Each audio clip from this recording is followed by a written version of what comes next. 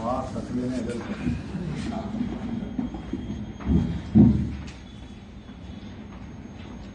علیکم. ڈائز خالی ہے, مخاطب کس کو کروں؟ یہ بھی میرا نصیب ہے. میرے سامعین حضرات نے مجھے اتنا سراہا دیا ابھی کہ میرے میں تھوڑا ایک جوش و جوشاں ہے. صبح سے سست دیر بیٹھا رہا, نکات لکھ رہا تھا, لیکن میرے سامعین حضرات کو دیکھ کے تھوڑا سا جوش ابھی ہے. شاید شبیر بھائی آ جائیں اور وہ آ جائیں. میرے کھمبات والے ساتھی کھمباتی صاحب, اس سیمینار کی نظامت کرنے والے بشر صاحب, بشر رضوی صاحب, مقالہ نگار اور سامعین حضرات, آپ لوگوں نے صبح سے لے کر ابھی تک سیمینار کو اپنی جان سے اپنی روح پھونکتے رہے اور سیمینار چلتا ہے. اب سیمینار اختتام پر ہے, آخری مرحلے پر بات چل رہی ہے. سبھی نے اپنے اپنے مقالے اور اپنے اپنے خیالات لفظوں کی شکل میں یہاں پر پیش کیے. سب سے پہلی بات یہ تھی حضرات کہ جب یہ عنوان سامنے آیا کہ اردو ادب میں قوالی کا حصہ, تو سب سے بڑی بات یہ آئی کہ قوالی کیا چیز ہوتی ہے. یہ تنازع والی بات, یہ ڈھول تاشے والی بات, اور یہ تالیوں والی بات, ٹھمک ٹھپک والی بات, ڈھب والی بات, تو بڑی ایسی. لیکن پھر بھی یہ سمجھ میں آئے کہ کچھ نہ کچھ نکل کے آئے گا. لیکن آج جب صبح سے مقالے جب پڑھے گئے تو پورا کا پورا یہ محسوس ہوا ابھی کہ قوالی پورے اردو ادب کو سمائے ہوئی ہے. اس میں تصوف بھی مل رہا ہے, اس میں مزاحیہ بھی مل رہا ہے, اس میں ادبی تہذیب بھی ہے, اس میں اور صوفیانہ رنگ بھی ہے, اور سماجی شعور بھی ہے. ساری چیزیں اس کے اندر مل رہی ہیں. یہ قوالی, اس کے لیے ہم یہ سوچتے تھے. ایک چھوٹا سا قصہ میں پہلے سنا دوں, اس کے بعد میں آگے بڑھوں کہ قوالی جو ہے تصوف کے اندر کس طرح سے ہے. جب موسیٰ صاحب کا نام سب نے سنا ہے, قبرستان یہاں پر ہے. جب یہ حج کے لیے نکلے, پہلے کارواں جایا کرتے تھے, تو کارواں کے ساتھ تھے, اور یہ موسیٰ صاحب اسی کارواں میں شامل تھے. پہنچتے پہنچتے نظام الدین اولیاء کی زبان, اس کا بڑا طویل ہے, میں مختصر میں 1 منٹ یا 1.5 منٹ پورا ہو جائے اس طرح سناتا ہوں. تو اسی کتاب بھی میرے پاس ہے, اور اس کے لیے کچھ میں نے مقالہ بھی لکھ کے اس کو رکھا ہے. موقع ملے گا تو ساہتیہ اکادمی اس کو میں شائع کرنے کی کوشش کروں گا.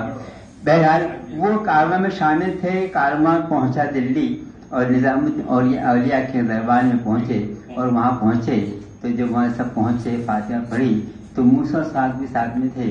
انہوں نے جب دیکھا کہ وہاں ڈف بج رہی ہے, قوال اپنی قوالی شان میں سنا رہا ہے, تو ان کے دل میں یہ خیال آیا, اتنے بڑے بزرگ کے دربار میں اور اتنے بڑے صوفی سنت کے دربار میں ڈھول بج رہا ہے, اور اتنے بڑے صوفی یہاں پر ان سے کچھ نہیں کر رہے.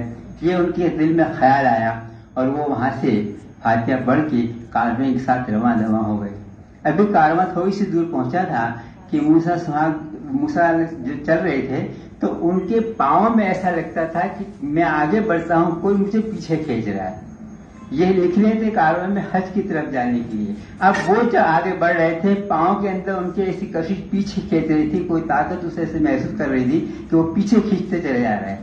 انہوں نے یہ بات تھوڑی دور تو چلائی, اس کے بعد پھر میرے کارواں جو تھا اس سے انہوں نے کہا کہ میرے ساتھ ایسا بنا ہو رہا ہے, کیا کیا جائے.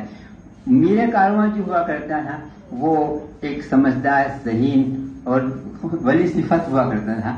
تو ان سے جب یہ بات کہی, فوراً انہوں نے کہا کہ تم جب سے یہاں دلی سے ہم نکلے اس سے پہلے یہ حالت تھی. بولے نہیں, لیکن جب نظام الدین اولیاء کے وہاں سے نکلے اس کے بعد سے یہ حالت میں ہوئی.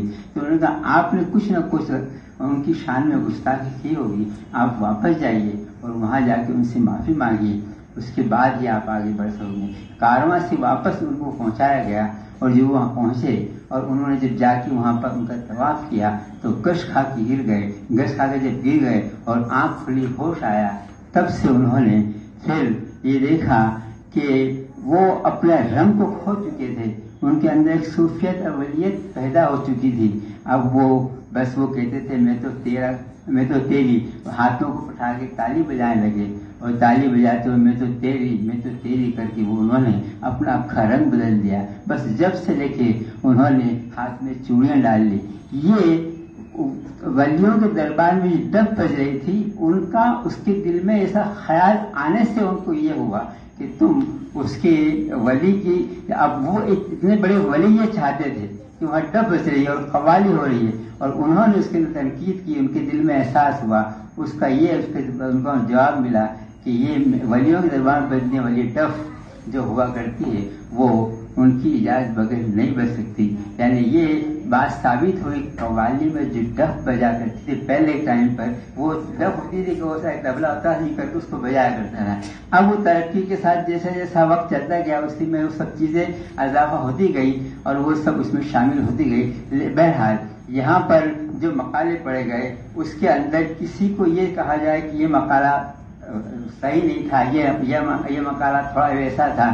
سبھی نے اپنے اپنے رنگ سے اپنے ڈھنگ سے خوب محنت کر کے قوالی کو اردو ادب میں اتنے اچھے ڈھنگ سے پیش کیا کہ یہ محسوس ہو گیا کہ قوالی صنف سخن کی وہ قسم ہے جیسے غزل، قصیدہ، مرثیہ، مہیہ، ربائی اور ربائی وغیرہ، ایسی ایک یہ اس کی قسم ہے قوالی، جس کا بشر صاحب نے خلاصہ کیا کہ قول قوال وہ قوالی یہ کسی قسم ایک صنف ہے یہ اس کی. اور اس طرح سے اس کے اندر انہوں نے اپنے محنت کر کے اور ساری مقالہ نگاروں نے اپنا مقالہ پیش کیا. سب سے پہلے نور محمد اشرفی صاحب نے اپنے مقالے کو پیش کیا اور انہوں نے کہا کہ قوالی علم یعنی معرفت کا ذریعہ ہے. اور انہوں نے سب سے پہلے اردو امیر خسرو سے، یہ بات بالکل صحیح ہے کہ امیر خسرو کا نام جس نے نہیں لیا وہ قوالی کی اس نے تھوڑی سی اس میں کچھ وہ چھوڑ دیا، لیکن ایک مقالہ ایسا بیچ میں آیا بڑا بہترین مقالہ، اس میں امیر خسرو کا ذکر نہیں تھا لیکن بڑا بہترین مقالہ تھا وہ. اور امیر خسرو جو تھے وہ قوالی یعنی انہی سے سمجھ لیے کہ قوالی کی وہ سب شروع ہوئی وہاں سے یہ سب تھا.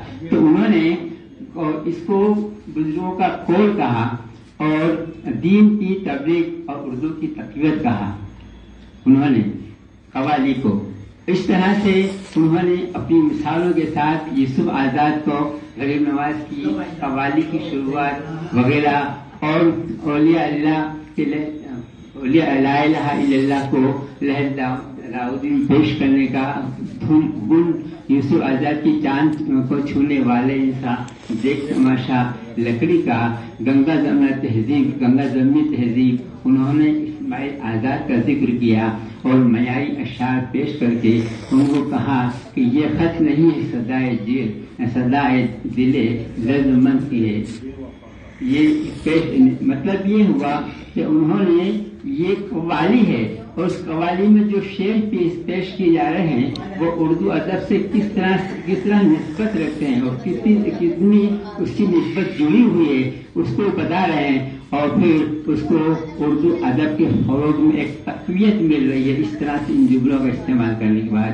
پھر انہوں نے کہا کہ کانچ والے نے شعلہ مجید شعلہ کا انہوں نے ذکر کیا اور انہوں نے ان کے شعروں کا اور اس کا سب کا ذکر کرتے ہوئے ان کی قوالی اور ان کے شعر کو پڑھتے ہوئے اس کو بھی اردو ادب کے جملوں کے ساتھ جوڑا.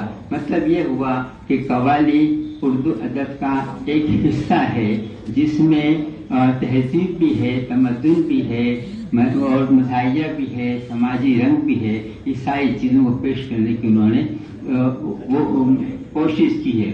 ہر پھول ہر خری کا چہرہ اتر گیا شعر بھی پڑھا انہوں نے، پورا مکمل میں نہیں پڑھا. اس کے بعد بڑے خوبصورت ڈھنگ سے یہ انہوں نے مقالہ اپنا پیش کیا. اس کے بعد اقبال پٹنی صاحب نے بھی اپنے انداز میں بڑے منفرد انداز سے انہوں نے اپنا مقالہ پیش کیا.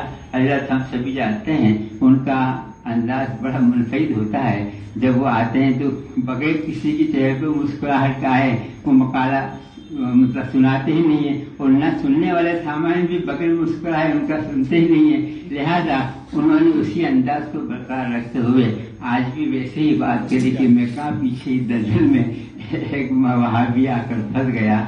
بہرحال उन्होंने अपने मकाले को पेश करते हुए कव्वाली सिर्फ उर्दू जबान ही में पेश हुई है। ये एक बड़ी बात उन्होंने बताई कि कव्वाली जो है वो उर्दू जबान की सिवा दूसरी जबान में लिखी नहीं गई। ये जुमला उन्होंने अपने उसमें कोट किया। उनका एक जुमला जो है जो मेरी समझ में नहीं आया, मैं उनको बता रहा हूं, शायद उसके पास उनका जवाब होगा। वो बात यह है कि कौल के मानी बहुत ज्यादा बोलने वाला को कहते हैं। उन्होंने कहा कौल यानी मानी बहुत ज्यादा बोलने वाले को। तो कौल से मुराद क्या थी, बातचीत थी कि क्या थी, या कव्वाली थी या क्या थी, ये समझ में मेरी बात नहीं आई। ये जुमला शायद उन्होंने इसमें कोट किया है कि कौल के मानी बहुत ज्यादा बोलने वाले को कहते हैं। फिर उन्होंने एक अच्छी बात ये भी अपने मकाले में शामिल की कि जैसे डीजे है, शोरगुल है, पटाखे हैं, बजाके हैं, ये सब है, उसकी जगह अगर किसी अच्छे कव्वाल को बुलाकर कव्वाली करवा ली जाए तो इससे बेहतर रहेगी वो बात ये उनकी सही है कि अगर ये डीजे बजा रहे हैं, फटाफट बड़े फोड़ रहे हैं और आखा माहौल भी जो खराब हो रहा है, पैसे भी खराब हो रहे हैं, उससे हासिल कुछ भी नहीं है। लेकिन कम से कम एक कव्वाल को बुलाकर अगर कव्वाली करवा ली जाए तो शायद उसमें से अदब की बातें के साथ साथ बड़े बड़े रंग उनको दूल्हे की उसका लिए एक बहुत सारा तहजीबी और तमद्दुनी कुछ बात भी हासिल हो सकेगी उसके खर्च से, लेकिन उससे कुछ भी हासिल नहीं होगा। उसके बाद फिर ख्वाजा मोइनुद्दीन साहब ने तो अपने मकाले में गलत कर दिया। ये एक मकाला ऐसा मकाला था, आप हजरात ध्यान से सुन रहे थे। मैं बता दूं, ये मकाला वो है जिसके लिए आखिर में ये कहा गया कि जिसने अमीर खुसरू का जिक्र न किया उसने कव्वाली का जिक्र नहीं किया। लेकिन यहाँ पर इस मकाले में अमीर खुसरू का जिक्र नहीं था, मगर फिर भी इतना बेहतरीन ढंग से इन्होंने पेश किया और इतनी मेहनत से मालूमाती चीजें इसमें इन्होंने डाली हैं कि इसमें मकाले में कव्वाली ने उर्दू अदब में जान फूंक दी। इस ढंग से इन्होंने पेश किया। वो कहते हैं कि उर्दू अदब की बहाली में कव्वाली ही पेश रही। ये उनका अनुमान था। वो कहते हैं उर्दू जबान और कव्वाली अरबी जबान से निकली और कव्वाली यानी बहुत सारे मानी आए उसके, तो कव्वाली की मानी हमारे बशीर साहब ने अच्छी ढंग से उसका बता दिया।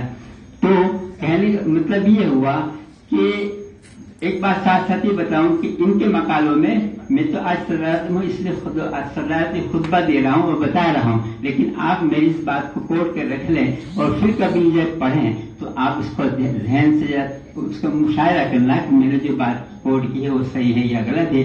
वो अपने उन्वान को अपने मकाले से निस्बत के साथ साथ अपने मकासिद से मरबूत रखते हैं। अपने मकाले उनका मतन जो है, उनके मकाले का मतन जो है अपने मकाले के मकासिदों से मरबूत रखते हैं और अपने मकसद से हटते नहीं है।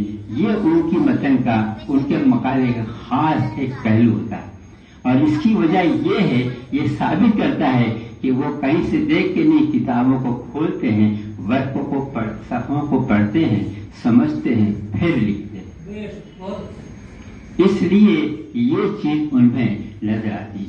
गो बोलने में अभी उम्र के लिहाज से आगे पीछे होते हैं, लेकिन उनका मकाला बड़ा मवाद वाला और बड़ा जानकर होता है।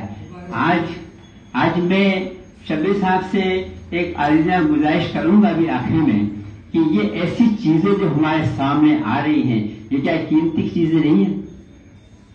ये कीमती चीजें नहीं है क्या?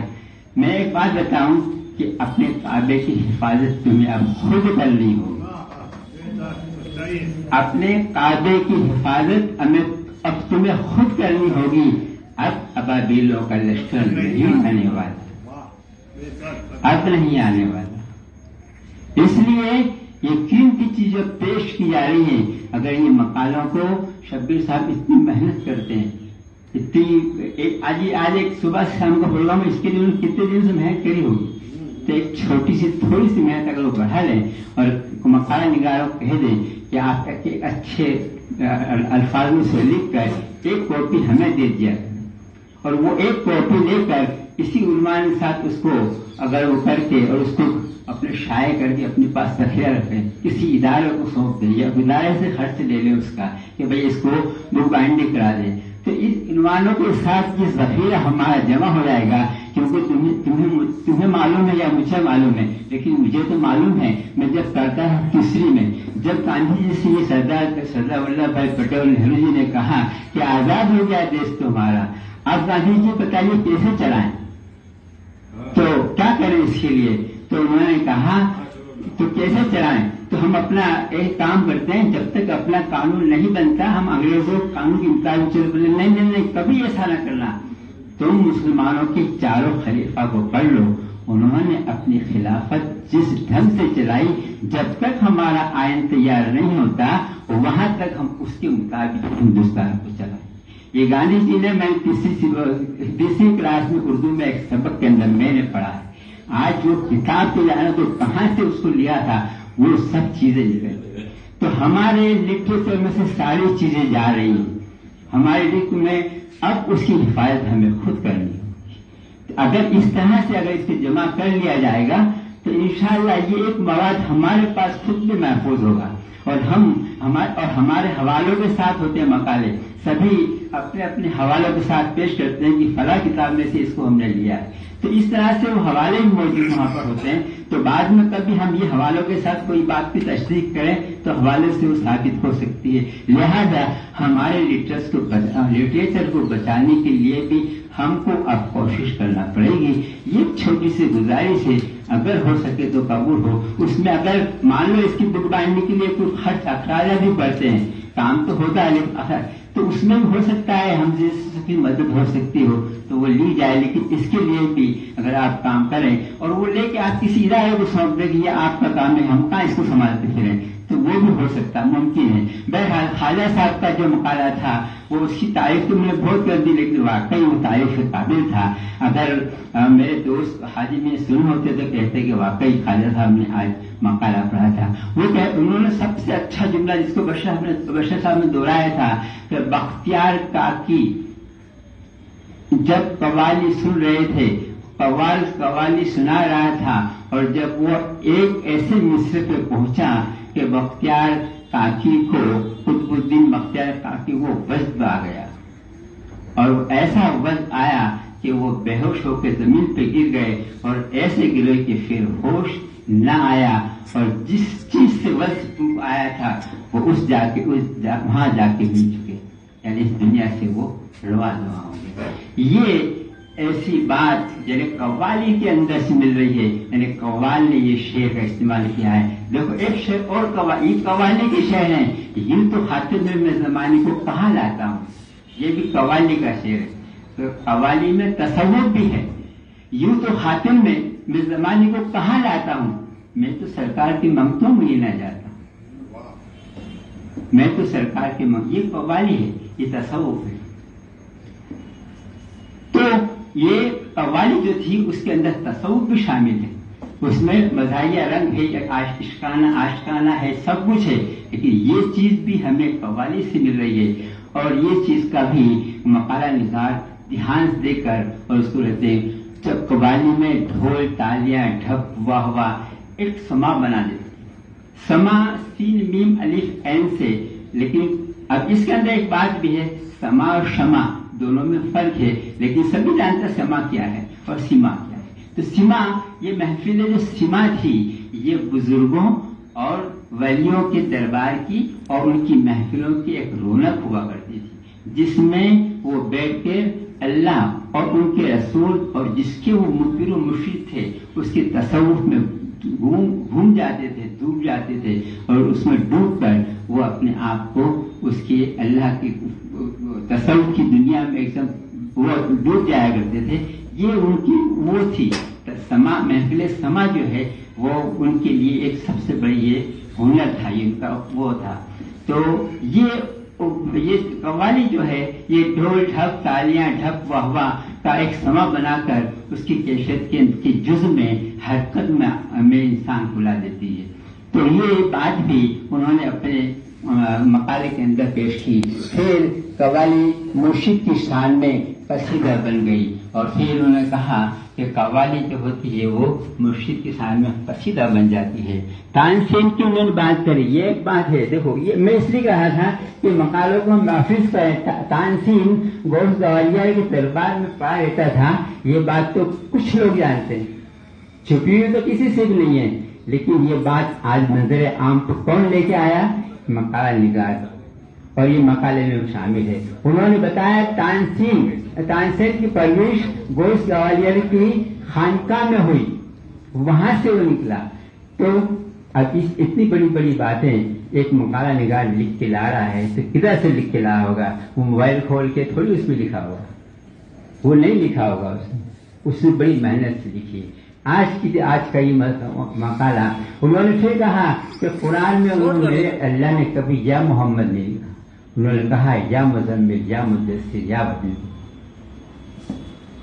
یہ خواجہ صاحب کا مقالہ ہے، وہ کہہ رہے تھے. انہوں نے اس آزاد کا شکیلہ بانو بھوپالی کا، عزیز میاں کا، ان کو سب کو لکھا، جس میں پھر انہوں نے جو بات کی انہوں نے عزیز میاں شاہی کا کہ خانہ کعبے کے سامنے بیٹھ کے 8000 لوگوں کے ہجوم میں انہوں نے اپنے شعر پڑھے، قوالی کے.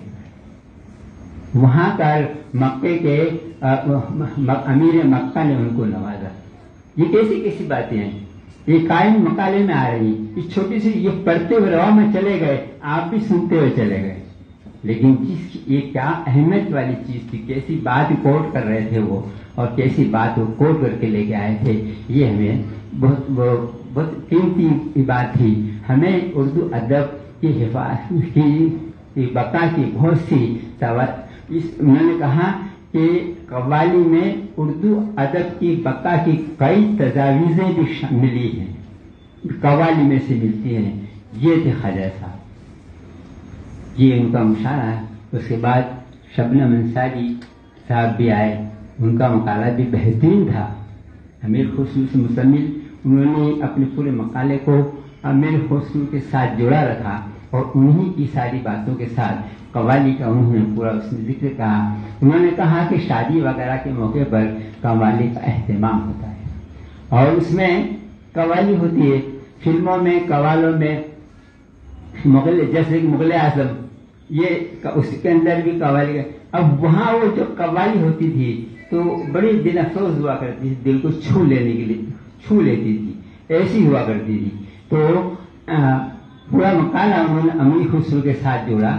پھر انہوں نے قوالوں کے نام لیے. بڑا اچھا مقالہ ان کا بھی رہا، شورٹ تھا، مختصر تھا، لیکن اچھے انداز سے انہوں نے اپنے مقصد کو بیان کیا کہ قوالی سے اردو ادب کو کیا ملا، اور اردو ادب کو اس سے فائدہ پہنچا یا استفادہ ہوا کہ نہیں ہوا، اس کو انہوں نے اجاگر کرنے کی پوری کوشش کری. اور انہوں نے بتایا کہ محفل سما اور قوالی امیر خسرو کی دین ہے. یہ انہوں نے اپنی بات میں کہی.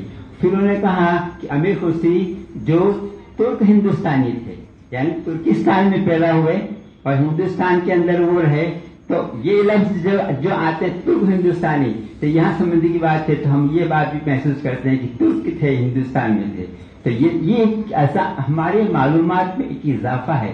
یہ ہماری لٹریچر ہے، یہ ہماری لٹریچر میں شامل ہے. کیا ہے یہ؟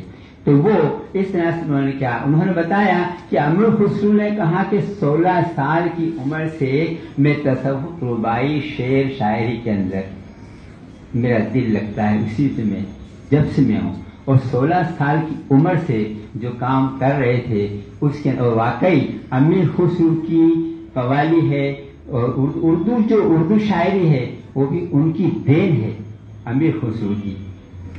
تو کہنے کا مطلب یہ اہل قلم بزرگوں نظام الدین اولیاء کے بارے میں انہوں نے کہا، گجرات کے پد، یوپی کے چٹکلے، ڈھولک، ہندوستان سے ساری باتوں کا انہوں نے ذکر کیا. سبھی تہذیب کی سبھی نکات کو انہوں نے اس میں شامل کیا، اور اس کے بعد انہوں نے اس کو پیش کیا اور اس کو قلم بند کیا اور اس کو موتیوں کرتا ہار سے پرویا انہوں نے، اور پھرو کر قوالی کی شکل دے کر ان کو بتایا کہ اردو ادب میں قوالی اس طرح سے ہوتی ہے. علمی اور ادبی کے حوالے بھی قوالی میں سے ملتے ہیں. इस बात को भी उन्होंने कोट किया। उन्होंने दोहा, बोल, ढोल का रंग के थाप के साथ अमीर खुसरो की जिंदगी की उलमा वगैरह सभी की बात करते हुए उन्होंने अपने मकालों को पूरे किया। आखिरी उन्होंने अमीर खुसरो की 2-4 शेर पढ़े। आखिरी बोल गोली सुए, आखिरी बोल गोली सोए नीट, मुख पर डाले खेल, चल गोली घर पर। ये उन्होंने पढ़कर अपना मकाला को पूरा किया। बड़ा अच्छा मकाला उन्होंने पढ़ा, मुख्तसर में पढ़ा, लेकिन अपने एक मकसूद नुकात को शामिल करके उन्होंने उसको कहा। हाजी मियाँ साहब ये भी अपना एक रंग रखते हैं, अदब से जुड़े हुए हैं, तालीम से वाबस्ता हैं, 33-40 साल की नौकरी और शिक्षक एजुकेशन से जुड़े हुए हैं। उनके अंदर थोड़ी तो वो आती है, तो वो उन्होंने भी एक अच्छे रंग से, हालांकि उन्होंने बड़े बहुत मुख्तसर रंग में 10 मिनट में अपने मकाले को पूरा किया, लेकिन हाँ ये जितने मकाले पढ़े गए हैं उन्होंने अपने मकासदों को बयान करने में बड़े छोटे छोटे जुमले या छोटी बातों को लेके, लेकिन मकालों को उन्होंने पूरा किया है। अपने उसको मकसद को उसको पेश करने की पूरी उन्होंने कोशिश की। उन्होंने कहा हिंदुस्तान कव्वाली की रिवायत की मकबूलियत है, हिंदुस्तान में कव्वाली की रिवायत मकबूलियत, इस विषय इस उन्वान पे हिंदुस्तान कव्वाली की रिवायत और मकबूलियत, इस उन्वान पर उन्होंने लिखा। महफिल समा को कव्वाली पे कहा जाता है। ये लफ्ज ये जुमले को उन्होंने कहा कि महफिल समा को कव्वाली पे कहा जाता है, ये एक जुमला है। अब ये ठीक है, उनकी सोच है, जुमला गलत नहीं, ऐसा नहीं कह रहा कि जुमला गलत है, लेकिन महफिल समा कव्वाली है, ये थोड़ा वो लगता है कि ये क्या है। महफिल समा वो है जहाँ पर अपने प्रिय मुर्शिद का, तसव्वुफ का, इसका शायर का, इनके सब अपने अपने अदब और तहजीब के मुताबिक मकाले या शेर शायरी को पेश किया जाता है। और वहाँ महफिल समा खास कर तसव्वुफ पर ही सारी बातें होती हैं, वो महफिल समा है। अब उसी में ये कव्वाली भी उसमें जुड़ी है।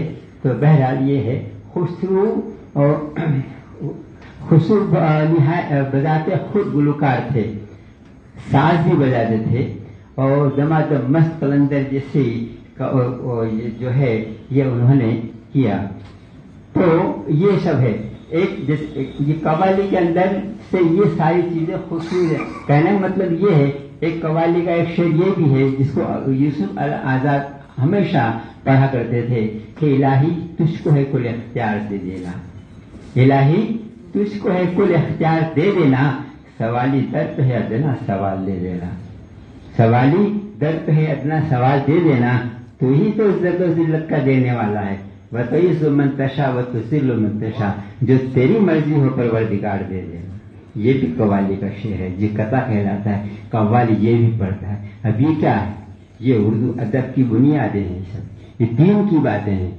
तो फिर यही यूसुफ आजाद ने कव्वाली में कहा कि लब्बैक अल्लाहुम्मा लब्बैक लब्बैक ला शरीका लक लब्बैक, ये भी इसकी पूरी कव्वाली यूसुफ आजाद ने पढ़ी, ये कव्वाली थी। तो कहने का मतलब हाजी मियाँ ने भी इस बातों का इस्तेफादा उठाया और अपने मजमून से जुड़े रहने की कोशिश करके उन्होंने किया।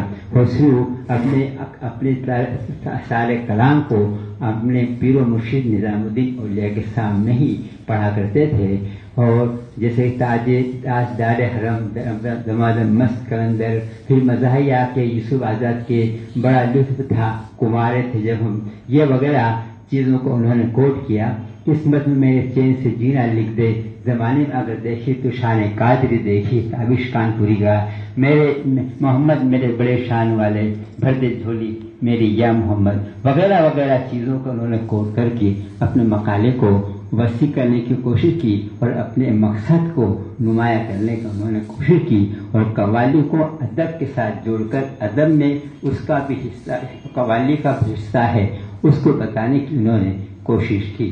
आप लोगों ने मुझे सदरत का काम सौंप कर ये जो शफीर हाशमी साहब और ये इदारे के जो मुझे काम सौंपा है, इसको मैंने निभाने की कोशिश की है। शायद अंदाज बयां घर से बहुत खूब नहीं है, शायद कि उतर जाए तेरे दिल में मेरी बात। خدا حافظ.